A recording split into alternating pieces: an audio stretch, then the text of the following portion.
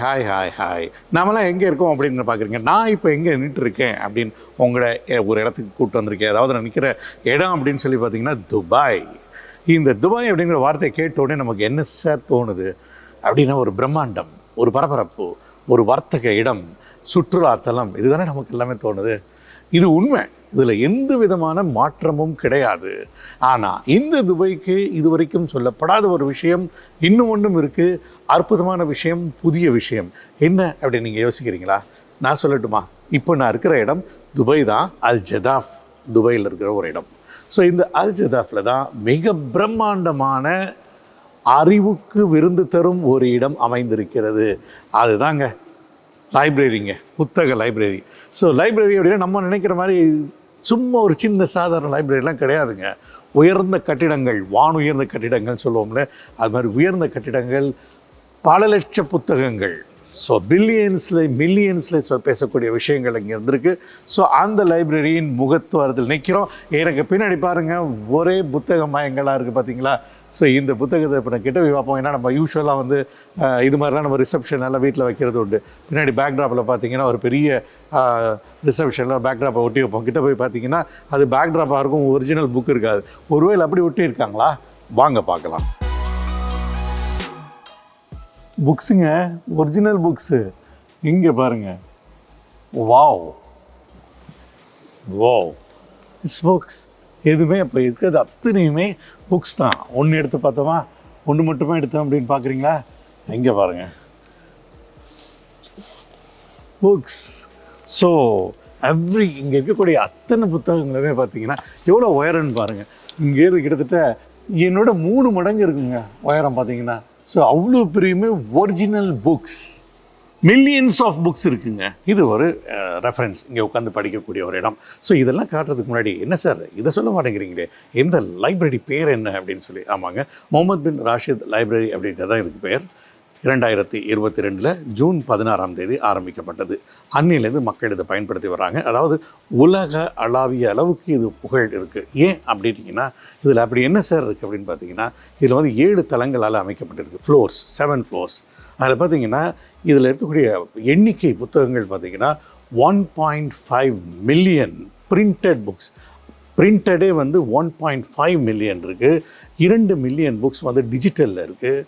அதுக்கு மேலே audio books, இன்றைக்கி வந்திருக்கிற டெக்னாலஜி இல்லையா, ஆடியோ புக்ஸ் அப்படிங்கிறதுனா 1 மில்லியன் இருக்குது. ஸோ இப்படி எல்லாமே மில்லியன் கணக்கிலையும் பில்லியன் கணக்கில் இருக்கக்கூடிய ஒரு மிகப்பெரிய லைப்ரரி. இதில் எப்படி செக்ஷன்ஸ், இந்த 7 தளங்கள்ங்கிறோம்ல, அதில் பார்த்திங்கன்னா எப்படி பிரித்து வச்சுருக்காங்க அப்படின்னா, ஜென்ரல் செக்ஷன் தனியாக இருக்குது, சில்ட்ரன்ஸ் செக்ஷன் தனியாக இருக்குது, மீடியா செக்ஷன் தனியாக இருக்குது, பிஸ்னஸ் செக்ஷன் தனியாக இருக்குது. இப்படி ஒவ்வொன்றா தனித்தனியாக பிரித்து வச்சுருக்காங்க. ஸோ இப்படிப்பட்ட ஒரு பிரம்மாண்டமான இந்த லைப்ரரிக்கு எவ்வளோ செலவு பண்ணியிருப்பாங்கன்னு நினைக்கிறீங்க? 1 பில்லியன் திஹ்ராம்ஸுங்க. ஸோ எவ்வளோ ஒரு பணத்தை ஒரு அறிவுபூர்வமான ஒரு விஷயத்துக்காக செலவு பண்ணியிருக்காங்க அப்படின்னா பாராட்டப்பட வேண்டிய ஒரு விஷயம்தான் இல்லைங்களா?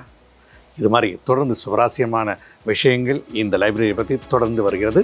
தொடர்ந்து பாருங்கள்.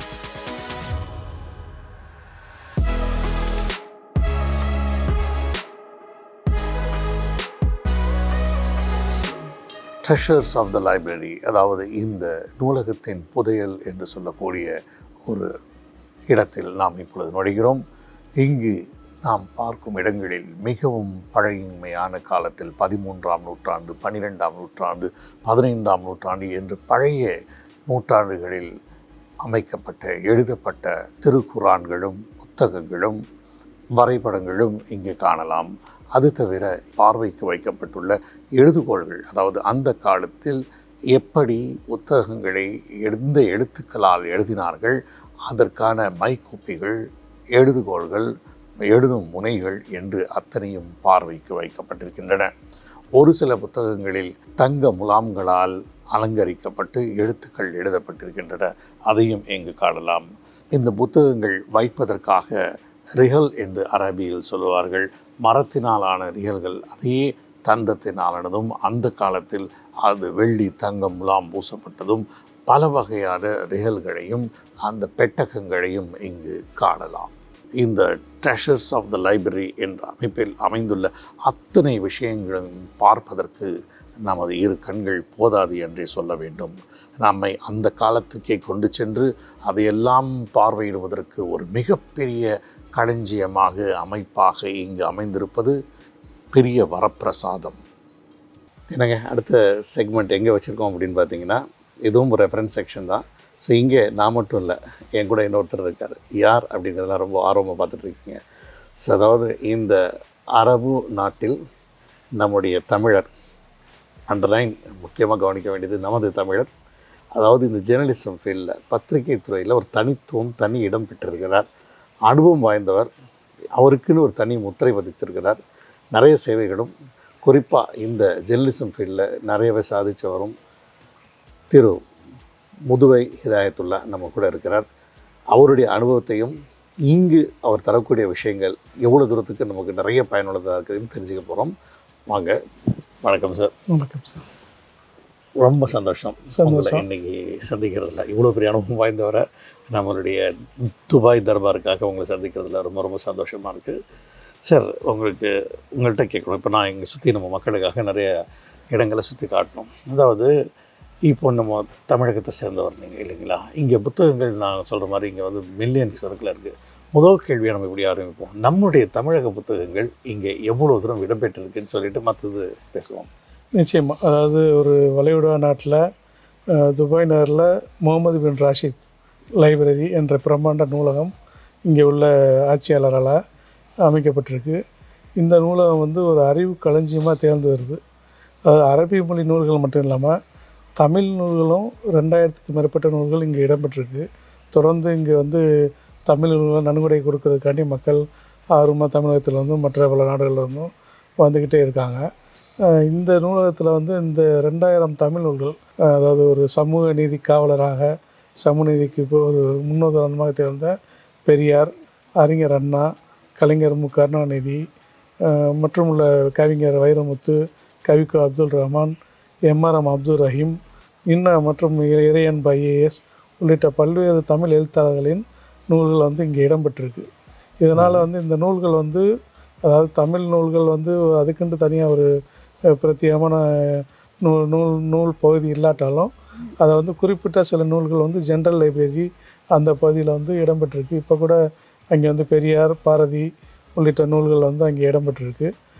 நம்ம வந்து இங்கே வந்து யாரும் வந்து தமிழ் நூல்கள் தேவை அப்படின்னா இங்கே உள்ள வரவேற்பு, அதாவது ரிசப்ஷனில் வந்து நம்ம கேட்டோம்னா அவங்க அந்த நூல்கள் நம்ம செலக்ட் பண்ணதுக்கப்புறம் ஒரு 10 நிமிஷத்தில் நமக்கு வந்து அந்த நூல்கள் நமக்கு கிடைக்கிறதுக்கு உள்ள எல்லா விதமான வாய்ப்புகளும் அதுக்கான நவீன தொழில்நுட்பம் இந்த நூலகத்தில் செய்யப்பட்டிருக்கு. ரொம்ப இன்ட்ரெஸ்டிங்கான விஷயம். ஏன்னா நம்ம வந்து பார்த்த லைப்ரரிஸ்லாம் எப்படி பார்த்துருப்போம்னா போய் ஒரு புக்கை தேடணும் இல்லையா, அந்த தலைப்புகளில். அது ரொம்ப கஷ்டமான விஷயம். ஸோ இதை நம்ம வந்து இங்கே கம்ப்யூட்டரைஸ் போட்டால் 10 நிமிஷத்தில் புக்கு வந்து நம்ம டேபிளுக்கு வருதுங்கிறது பெரிய விஷயம். சரி சார், நீங்கள் சொன்னீங்க இப்போ பெரும் எழுத்தாளர்கள், தலைவர்கள், உங்களுடைய புத்தகங்கள்லாம் இருக்கிறதுல நிச்சயமாக பெருமையாக இருக்குது நமக்கு. சரி, புது எழுத்தாளர்கள், புதுசாக எழுதுகிறவங்க, இளைஞர்கள், இப்போ வர்றவங்க தங்களுடைய புக்கு இடம்பெறணும் அப்படின்னா இங்கே வாய்ப்புகள் இருக்கா? நிச்சயமாக. அதாவது இந்த நூலகம் வந்து எல்லா மொழி நூல்களையும் ஏற்றுக்கொள்ளக்கூடிய அந்த வரவேற்பை வந்து வழங்கி வருது. அதாவது குறிப்பாக தமிழகத்தின் கடைக்கோடியில் இருக்கிற எந்த ஒரு எழுத்தாளரும் தன்னுடைய நூல் இங்கே இடம்பெறணும்னா நேரடியாக இங்கே வந்து அவங்கள்ட்ட தெரிஞ்சவங்க மூலமாக இங்கே வந்து துபாயில் உள்ள நூலகத்தில் வந்து கொடுத்தோம்னா அதை பதிவு பண்ணி வாங்கி அது விரைவாக வந்து நூலக பட்டியலில் இடம்பெறதுக்கு இந்த நூலக அதிகாரிகள் தேவையான அனைத்து ஏற்பாடுகளையும் செஞ்சு தமிழ் எழுத்தாளர்களை உற்சாகப்படுத்தக்கூடிய வாய்ப்பை வழங்கி வர்றது மகிழ்ச்சியாக இருக்குது. நிச்சயமாக சார். அதே மாதிரி இங்கே வந்து பிறமொழி எல்லாமே இருக்குது. இதில் வந்து இங்கே கேள்விப்பட்டோம், அதாவது இங்கே இவர் நம்மளுடைய ஹிஸ் எக்ஸலன்சி ஷேக் பின் அப்துல் ராஷித் சாருடைய பொன்மொழிகள் இங்கெல்லாம் வந்து இடம்பெற்றிருக்கிறதா சொன்னாங்க. அந்த பொன்மொழிகள் வந்து எத்தனை மொழிகளில் போட்டிருக்கு? நம்ம தமிழ் மொழியிலையும் இருக்காது. நிச்சயமாக. அதாவது இங்கே உள்ள துபாய் ரூலர் ஹிஸ் எக்ஸலன்சி ஷேக் முகமது பின் ராஷித் அல் மக்தும் அவருடைய பொன்மொழிகள் வந்து அனைத்து நாட்டு மொழிகளிலும் இருக்கக்கூடிய வாய்ப்புகள் வந்து நூலகம் ஏற்படுத்தியிருக்கு. இதுக்கு வந்து லாங்குவேஜ் கார்டுன்ற நூலக கட்டடத்துக்கு பின்னாடி உள்ள இடத்துல மொழி தோட்டம் அப்படிங்கிற ஒரு பகுதி இருக்குது. அந்த பகுதியில் வந்து அரபி, ஆங்கிலம், தமிழ் மொழிகளில் கூட அந்த பொன்மொழிகள் பொறிக்கப்பட்டிருக்கு. இதுக்காண்டி ஒவ்வொரு பலகையிலையும் ஒவ்வொரு மொழிகளும், குறிப்பாக தமிழ் மட்டும் இல்லாமல் தெலுங்கு, மற்ற ஆங்கிலம், அரபி, உள்ளிட்ட பல்வேறு மொழிகள் வந்து இங்கே வந்து பொறிக்கப்பட்டிருக்கு. சார், அதாவது நம்ம ஜென்ரலாக லைப்ரரிஸ் எல்லாம் பார்க்கும்போது பார்த்திங்கன்னா ஒரு செமினார் ஹால்ஸ் அப்படின்லாம் இருக்கும். அதாவது நம்மளுடைய அந்த அரங்கத்தில் வந்து நம்ம எந்த மாதிரி ஒரு ரிசர்ச் சம்மந்தப்பட்டதோ இல்லை அந்த மாதிரி சொற்பொழிவுகளுக்கு மாற்றுறதுக்கு வரும். இங்கே அது மாதிரி ஒரு வெளியேந்து வரக்கூடியவங்க ரிசர்ச் ஸ்டூடெண்ட்ஸ் ஸ்காலர்ஸ் இது மாதிரி இல்லை வெளிநாட்டிலேருந்து வர்றவங்களுக்கு இது மாதிரி இங்கே செமினார் ஹால்ஸ் ஏற்பாடு பண்ணப்பட்டிருக்கிறதா? ஆமாம், இங்கே வந்து அதாவது பெரிய கான்ஃபரன்ஸ் நடத்தக்கூடிய அளவில் ஒரு ஆடிட்டோரியம் இருக்குது. இது இல்லாமல் சின்ன சின்ன மீட்டிங் 10 பேர் 20 பேர் அந்த மாதிரி மீட் பண்ணக்கூடிய ஒரு சிறிய அரங்குகளும் இங்கே வந்து இருக்குது. இதில் வந்து முறையாக வந்து அனுமதி பெற்று நம்ம வந்து இது பண்ணால் அதுக்குரிய சில நேரங்களில் அந்த நிகழ்ச்சியை பொறுத்து கட்டணம் இல்லாமையோ இல்லை கட்டணத்துடன் கூடிய வகையிலோ இங்கே உள்ள வசதிகள் வந்து இருந்துகிட்டு இருக்குது. இந்த லைப்ரரிக்கு என்ட்ரி அப்படிங்கிறப்போ என்ட்ரன்ஸ்க்கு வந்து யார் வேணால் வரலாமா, இல்லை எனி ரெஸ்ட்ரிக்ஷன் ஃபீஸு அது மாதிரி ஏதாவது இருக்குதுங்களா? இந்த நூலகத்துக்கு வரக்கூடிய வகையில் எந்த விதமான கட்டுப்பாடுகளும் யாருக்கும் கிடையாது. ஆரம்ப கட்டத்தில் இணையதளம் வழியாக முன்பதிவு செஞ்சு வரக்கூடிய ஒரு தேவை இருந்தது. இப்போ அந்த விஷயத்தையும் அவங்க வந்து நூலக அதிகாரி வந்து தளர்த்தி யார் வேணாலும் எப்போ வேணாலும் வரலாம் அப்படிங்கிற ஒரு வாய்ப்பை வந்து வழங்கியிருக்காங்க. அதனால் தினமும் இந்தியாவிலேருந்து வரக்கூடிய சுற்றுலா பயணிகள் மட்டும் இல்லாமல் பல நாட்டை சேர்ந்த சுற்றுலா பயணிகள், பொதுமக்கள், மாணவ மாணவிகள் இந்த கோடை காலத்தில் அதாவது பொழுதுபோக்குக்காண்டி பல இடங்களுக்கும் போகக்கூடிய ஒரு சூழ்நிலை மட்டும் ஒரு அறிவு தேடலுக்கு ஒரு விருந்தாக இருக்கக்கூடிய வகையில் இந்த நூலகம் வந்து செயல்பட்டுருக்கு. இது வந்து சில்ட்ரன்ஸ் லைப்ரரி என்ற பிரத்யேக பகுதி இருந்து அந்த மாணவ மாணவிகள் இந்த கோடை காலத்தில் பல நிகழ்ச்சிகள் நடத்தப்பட்டு உற்சாகப்படுத்தக்கூடிய வகையில் அது இருந்து வர்றது ரொம்ப மகிழ்ச்சி. இதில் இந்த செக்ஷன்ஸ்லேயே மிகப்பெரிய சில்ட்ரன்ஸ் செக்ஷன் இருக்குது, மீடியா செக்ஷன் இருக்குது, ஜென்ரல் செக்ஷன் இருக்குது அப்படின்னு நீங்கள் ஆரம்பத்தில் நாங்கள் பார்த்துருக்கோம். ஸோ இதில் வந்து எதுக்கு அதிகமான முக்கியத்துவம் கொடுத்துருக்கிறதா அது மாதிரி ஏதாவது தெரியுதா உங்களுக்கு? எல்லா பகுதிக்குமே குறிப்பிட்ட முக்கியத்துவம் இருக்குது. இந்த பகுதிக்கு தான் அப்படின்னு இல்லாமல் ஒவ்வொரு பகுதிக்கும் ஒரு முக்கியத்துவம் கொடுத்து அந்த பிரத்யேகமான நூல்கள் இப்போ ஜென்ரல் லைப்ரரியில் உலகின் பல்வேறு சிந்தனையாளர்கள், எழுத்தாளர்கள் அந்த அவங்களுடைய நூல்கள் வந்து இங்கே இருக்குது. குழந்தைகளுக்கும் அதே மாதிரி நூல்கள் மட்டும் இல்லாமல் அவங்க வந்து பொழுதுபோக்கு விளையாடக்கூடிய ஒரு வாய்ப்பையும் இந்த நூலகம் வந்து வழங்கிட்டுருக்கு.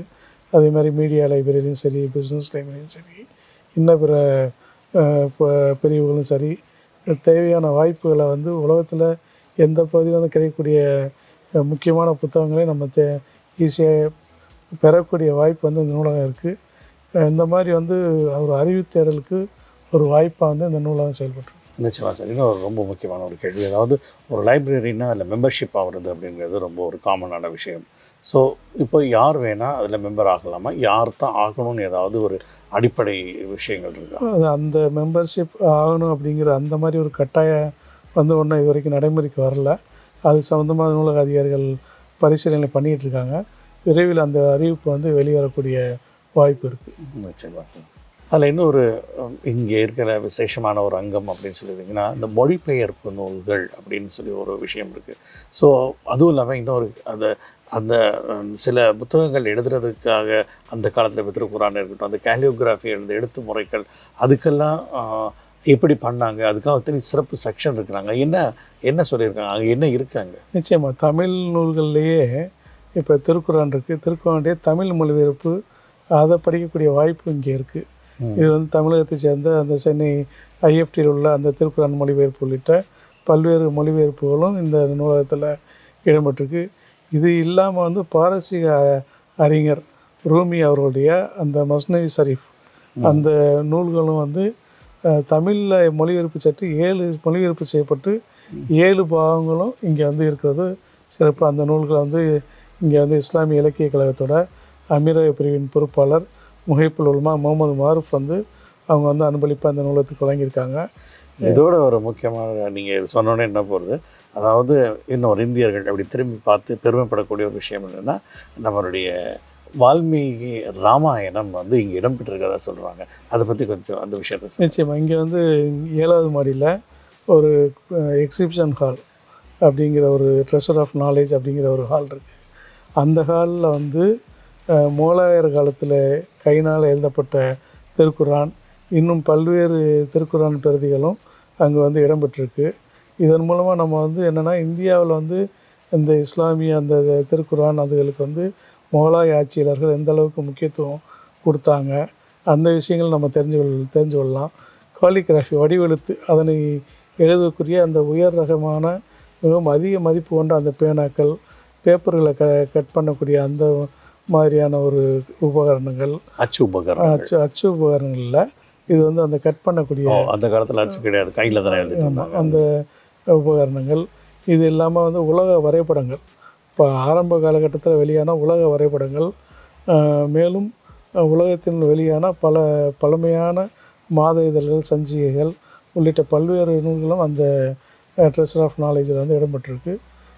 அதாவது தேட தேட நமக்கு கிடைக்கக்கூடிய புதையல் மாதிரி இந்த நூலகம் வந்து நம்ம அறிவை தேடுவதற்கு ஒரு அறிவு சுரங்கமாக வந்து இருந்துகிட்ருக்கு.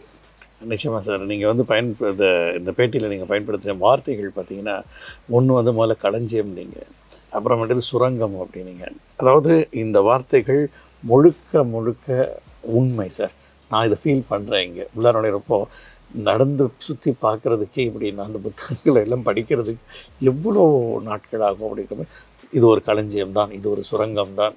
ஸோ இந்த மாதிரி பல விஷயங்களை இந்த லைப்ரரியை பற்றி விஷயங்களை உங்களுடைய அனுபவத்தின் வாயிலாக எங்களுடைய துபை தர்பாருக்காக பகிர்ந்து கொண்டதற்கு உங்களுக்கு துபை தர்பாரின் சார்பாக மனமார்ந்த நன்றிகள், வாழ்த்துக்கள். தொடர்ந்து சந்திப்போம். இளைஞர்களே, இந்த நிகழ்ச்சியை தொடர்ந்து பார்த்துருந்துருப்பீங்க. நிச்சயமாக உங்களுக்கு ரொம்ப பிடிச்சிருந்துருக்குன்னு நினைக்கிறேன். அதாவது ஒரு துபையில் உள்ள முகமது பின் ராஷித் லைப்ரரி, இதை உங்கள் கண்ணு முன்னாடி கொண்டு வந்து காட்சி அமைப்பாக துபை தர்பார் வழங்கியது. இது போன்ற நிகழ்ச்சிகள் தொடர்ந்து கொண்டே இருக்கும். துபை தர்பாரை தொடர்ந்து பாருங்கள்.